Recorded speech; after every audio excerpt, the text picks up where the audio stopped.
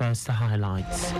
Governor Sanwo-Olu describes Lagos as tourism potential for music, films, art and culture in Africa. Declares J. Randall Center Museum open for public use. Minister harps on agricultural insurance, weather advisory desks for food security. On the foreign thing, Georgian president calls for protests as West seeks probe of alleged irregularities. And in sports, Flying Eagles head coach hails team for securing African Cup of Nations spot. And now the details. I am Akan Usen.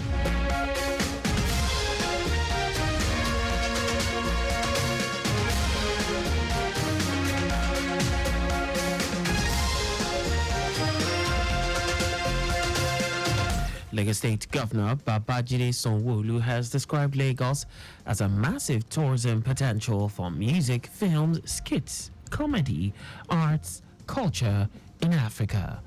Governor Babajide Sanwo-Olu stated this during an engagement with stakeholders in the tourism and entertainment sector at the J. Randall Center for Yoruba Culture and History as part of the celebration of the ongoing Afropolis event.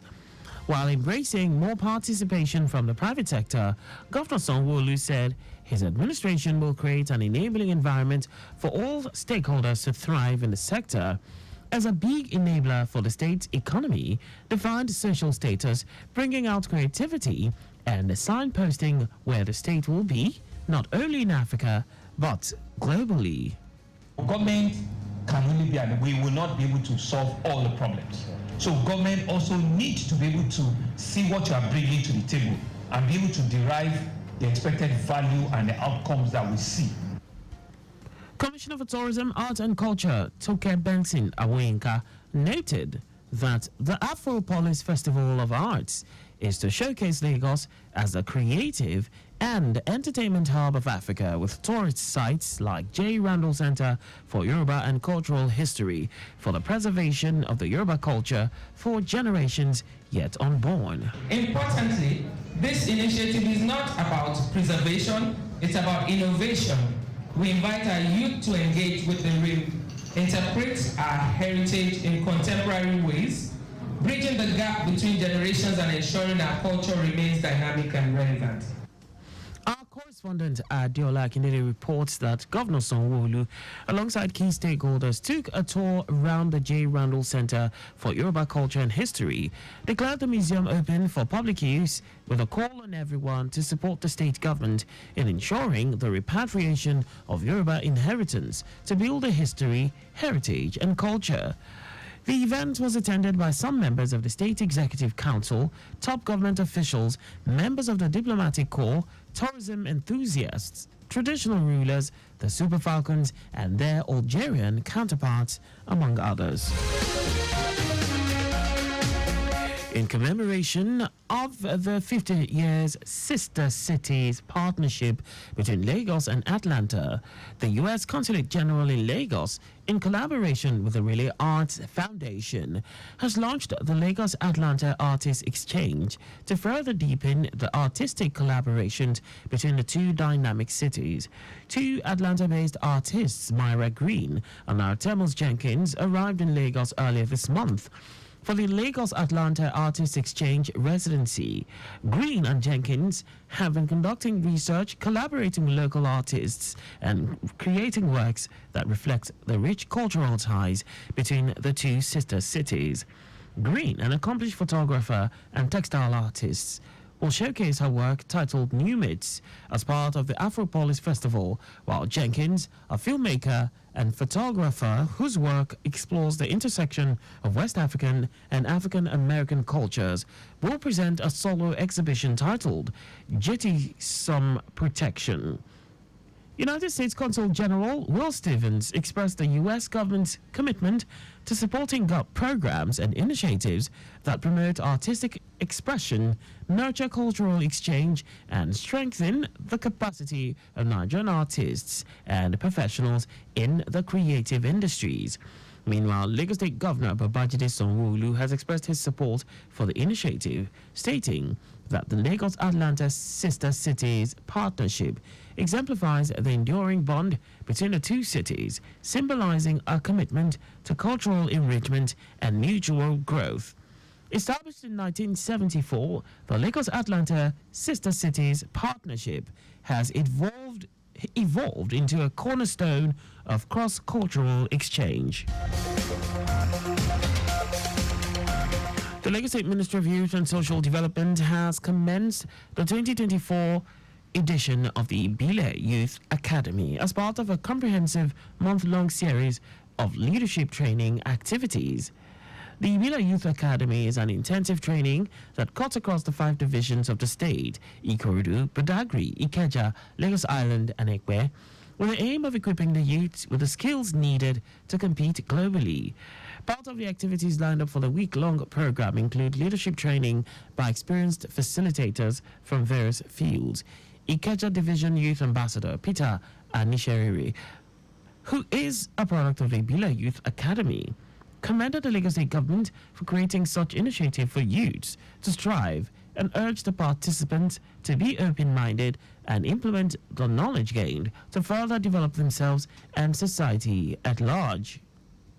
10 persons will be selected here, which will later go to a training camp. So from those training camps, then they would have each person selected to represent each division. So from Ikeja here, you would have 1 person out of the 10 to be their divisional team lead, 1 person from Epe, 1 person from Ikorodu, 1 person from Badagry, 1 person from Lagos division, and then a central state ambassador. So those 6 persons are going to be their team leads, while all other persons that have attended this training will be their team members, and they would, go back to, educate the general public, educate younger persons about safety in the environment, drug abuse issues, sexual and gender-based violence, the importance of boy child, girl child, other developmental things that you can have in them. One of the facilitators, Oluwaseun Obadan, tasked the participants on active and continuous learning to improve their ideas, thereby becoming the best in their different endeavors. There's so many organizations and bodies that they can be part of, like Ibile Youth, that will help them and give them a proper bearing foundation to upscale whatever business venture they are doing. So they have to be part of a community, an organization that will be their support system in this. Then another message I would have for them is, I already spoke about joining communities and people that are already, bodies that are already in entrepreneurship. And I would say they should start wherever they are. Start. Some of the participants, Ayomide Aino and Emmanuel Olu, who commended the initiative, expressed optimism that the Ibile Youth Academy will help improve their leadership skills and develop society. I had asked a couple of questions from persons whom I know participated in the last cohort or in the previous cohort, and they were just telling me, you just have to be commonsensical and be confident about it. And I mean, getting here and not being briefed on all of those things just comes as a surprise, and it makes it something that I'm really glad to be part of. I intend to use the Ibile Youth Academy or amplify my work for greater impact. The Ibile Youth Academy is an avenue where young minds come together to grow in their thoughts and to contribute to the society. To thank the government for creating this avenue for young ones like us. It's really interesting to know that over 3,763 applications were submitted, out of which 1,228 applications scaled through the rigorous selection process. Now to the rest of the stories. The Minister of Agriculture and Food Security, Abubakar Kyari, has called for the creation of agricultural insurance and weather advisory desks at the community level to enhance adaptation and resilience to climate change among smallholder farmers.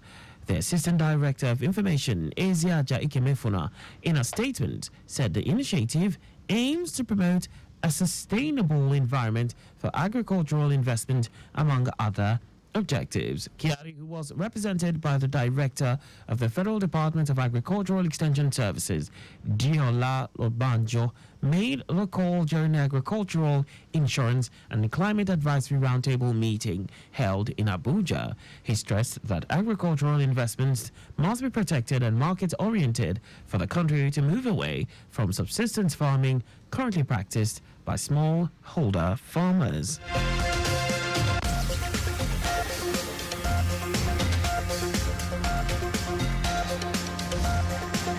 The governors of the 19 northern states have met with traditional rulers from the region in Kaduna State to discuss critical issues affecting the region. The meeting was part of the Northern States Governors Forum's efforts to engage with key stakeholders and address pressing concerns, especially the lingering insecurity, poverty, out-of-school children, and other socio-economic challenges ravaging the region. The meeting, which was chaired by the chairman of the forum and governor of Gombe State, Inuwa Yahaya, had in attendance the Chief of Defense Staff, Christopher Musa, who briefed the governors on efforts by the military to tackle banditry, terrorism, and other security challenges bedeviling the northern region. The governors called for urgent action to address the lingering insecurity, which has impacted negatively on the economy of northern Nigeria. And now to foreign news. Georgia's President Salome Zurabichvili has called for protests against the governing Georgian Dream Party declared victory in an election marred by reports of voting violations that Western countries said must be investigated. The results of the parliamentary election are a blow for pro-Western Georgians who cast a vote as a choice between a governing party that has deepened ties with Russia and an opposition aiming to fast-track integration with Europe. The Election Commission stated that Georgian Dream clinched nearly 54% of the vote. The four main opposition parties that won seats in parliament said they did not recognize the results and would boycott the chamber. Monitors from the Organization for Security and Cooperation in Europe said they registered incidents of vote buying, voter intimidation, and ballot stuffing that could have affected the outcome. President Zurabichvili, a former ally of Georgian Dream, who is now its leading critic, urged people to protest in the capital Tbilisi to show the world that they do not recognize these elections. Now, sports Flying Eagles head coach Aliyu Zubairu has lauded his players for their strong character after they secured a place in the final at the ongoing Wafubi Under-20 Championship in Togo.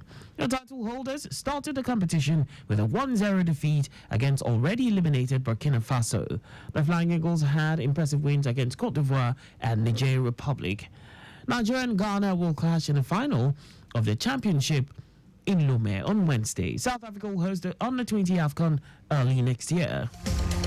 Ruud van Nistelrooy will now take charge of Manchester United as interim head coach after the club sacked manager Erik ten Hag following the club's lackluster start to the season. Nistelrooy will be supported by the current coaching team while a permanent head coach is recruited. Erik ten Hag was appointed in April 2022 and led the team to 2 domestic trophies, winning the Carabao Cup in 2023 and the FA Cup in 2024. And that's all for the news at 6. Just before we go, drive slowly, use your windshield wipers, and turn on your headlights when driving in the rain. You can follow us and like all our various social media platforms on X at Traffic Radio 961, Facebook Lagos Traffic Radio 96.1 FM, Instagram Lagos Traffic Radio 961, on YouTube.